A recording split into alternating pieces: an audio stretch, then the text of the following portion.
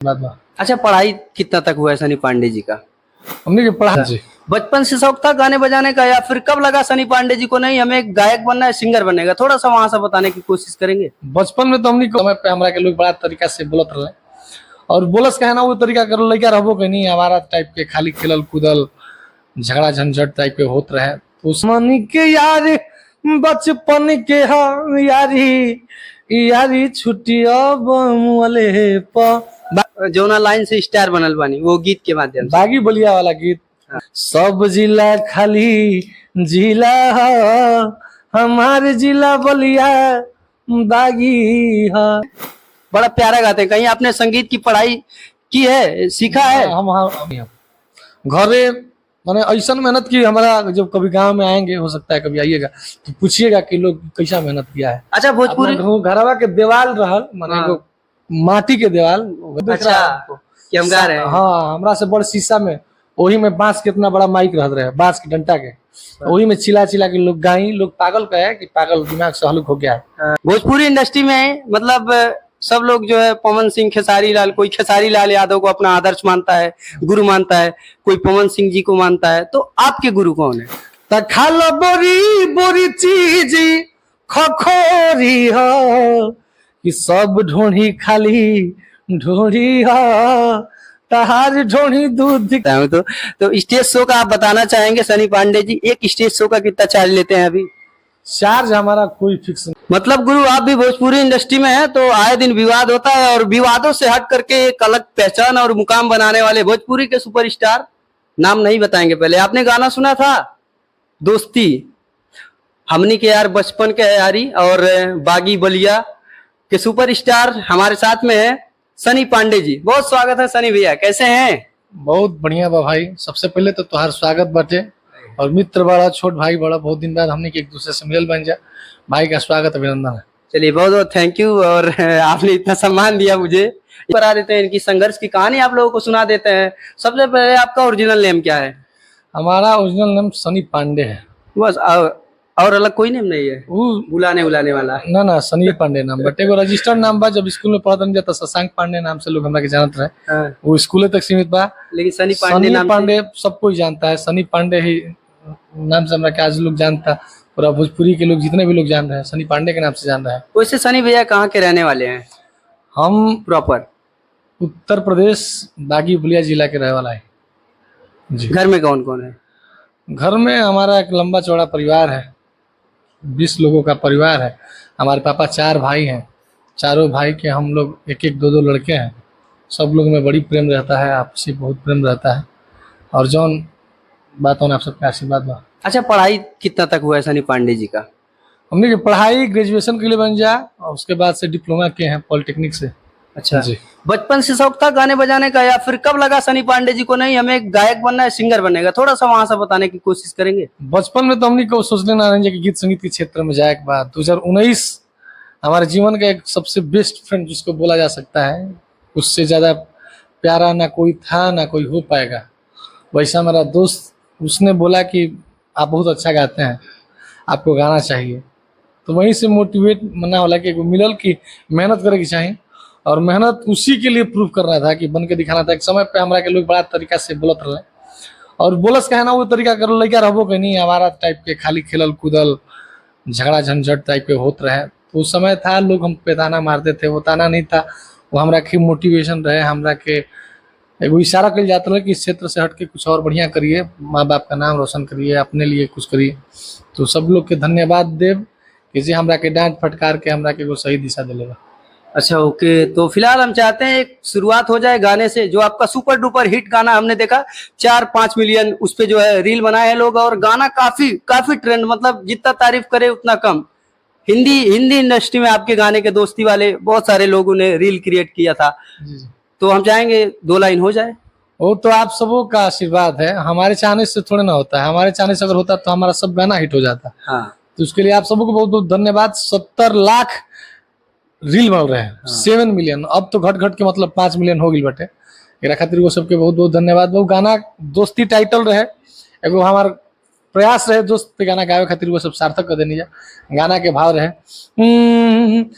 कि तोहारा से प्यारी आज कबो नहीं टूटी, अरे केहू के तुरले पर कि हमनी के यार बचपन के हम यारी, यारी छुट्टी अब मोले पर कि हमनी के यार बचपन के हम यारी, यारी छुट्टी अब मोले पर। इसमें इतना प्यारा लाइन, सारा लाइनें वायरल रहे कि अरे जहियाल सूरज चनवा रही हो, कि यारी में हमनी के नमवा रही हो, हर एक जोड़ी भगवान जी बनवाले, सतीश के तो सनी से मिलावाले, अरे समाही डबल गौरी गौरी बड़ी राहत जियाले वाले पर कि हमनी के यार बचपन के हम यारी, यारी छुट्टी अब वाले पर। बानी जब शूटिंग के सेट पर तो सारे टीम के लोग हैं, गौरी जी हैं, पल्लवी जी हैं, डब्लू भैया हैं, किशन भैया हैं, सारे लोग हैं, सबका दिल से स्वागत है। वाह क्या बात है। तो मतलब इंडस्ट्री में 2019 से आपने शुरुआत किया था? जी जी। और कब आपको नाम और फेम मिला?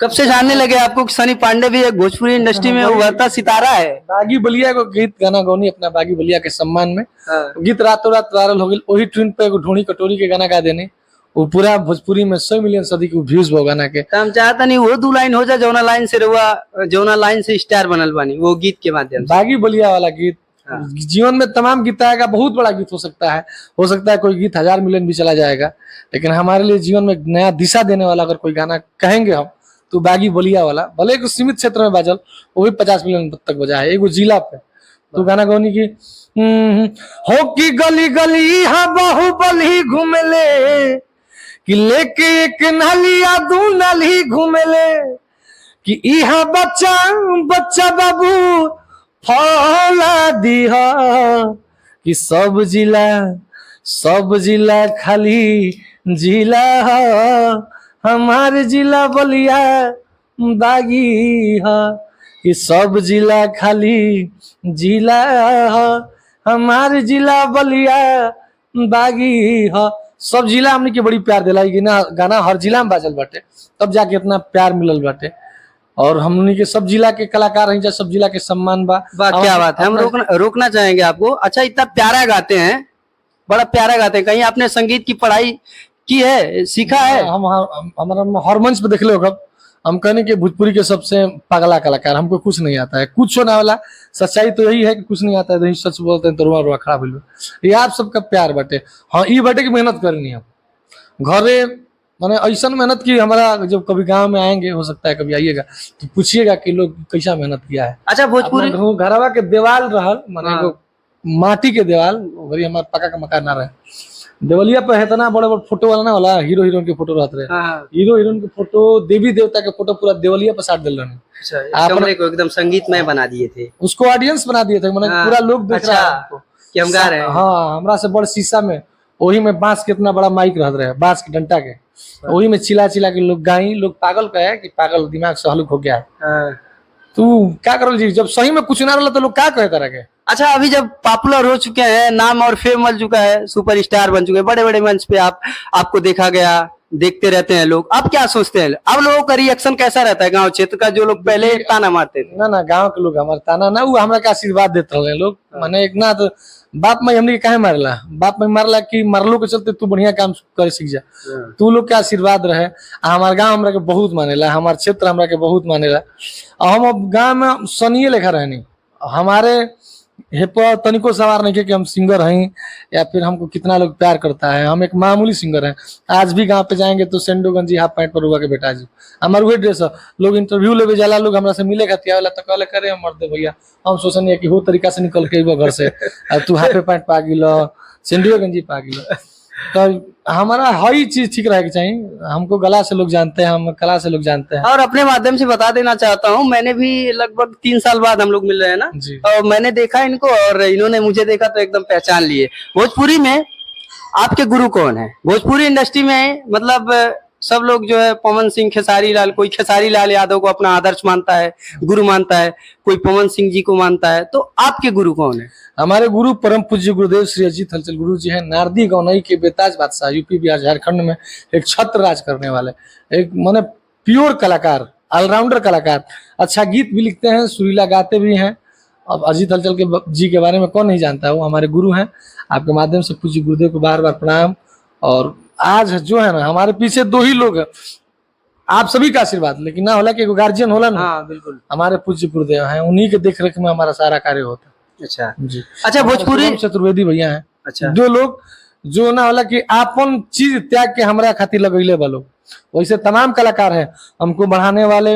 हम एको रुपया अपना परिवार से नहीं लगैले आज ले गीत संगीत के क्षेत्र में रहबे ना गइल। एगो सामान्य परिवार के लड़का है, जा बेटी हमार बहन सयान हो रही है सब जना की संग में गीत संगीत के क्षेत्र में नहीं, तो हमार बहनन के शादी करे के उम्र हो गई रहे।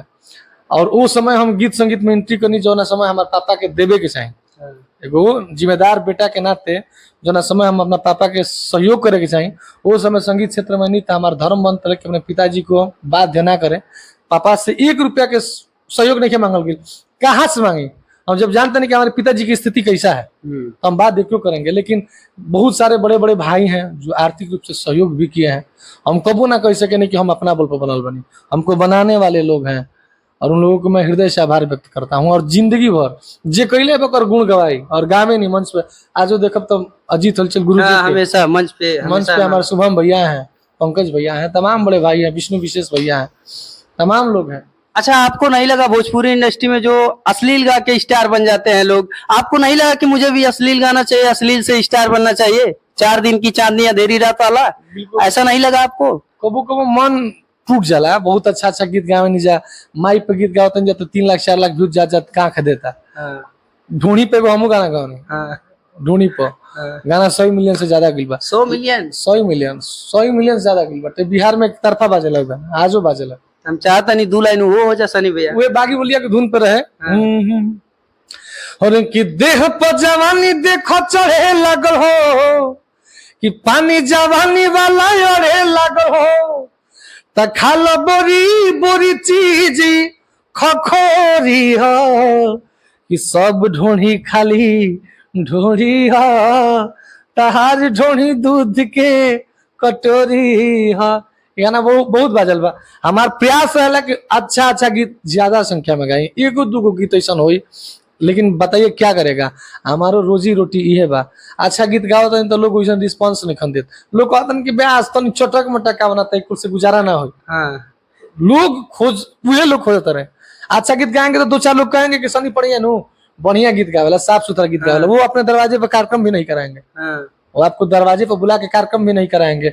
माने जहिया तार बारात आई, जहिया प्रयोजन पड़ी तो दिन गीतो ना बजे, खाली कहे खातिर कि साफ सुथरा गीत गावे के चाहिए, सुने के चाहिए, कोई नहीं सुनता है।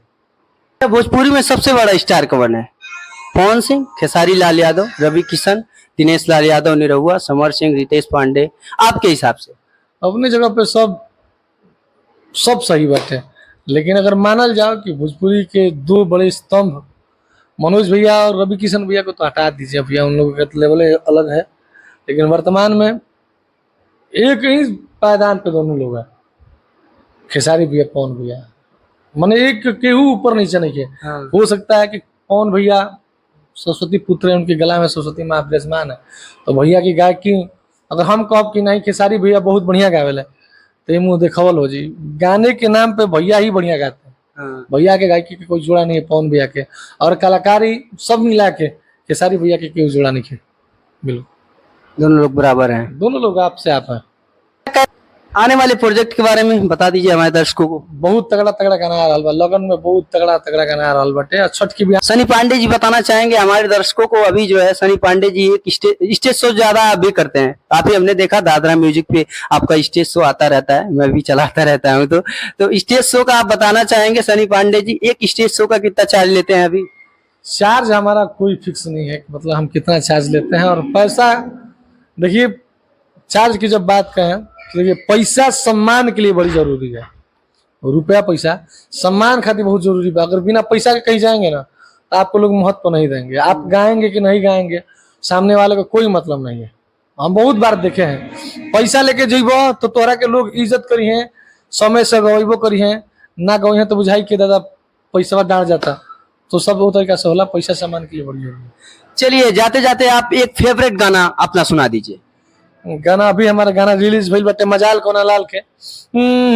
अरे की आवत फोन गुलई का के जान, करत हमके बड़ी परेशान, कहता कि दीवाना बनी तोहरा गाल के, हो कि मजाल कोना लाल के, छुदी मोरा माल के मजाल कोना लाल के।